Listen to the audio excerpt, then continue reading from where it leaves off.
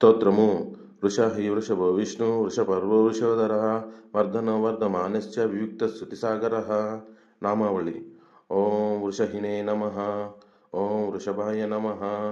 ఓం విష్ణవే నమ. ఓం వృషపర్వణే నమ. ఓం వృషోధరాయ నమ. ఓం వర్ధనాయ నమ. ఓం వర్ధమానాయ నమ. ఓం వివిక్తాయ నమ. ఓం శృతిసాగరాయ నమ. నిరుక్తము.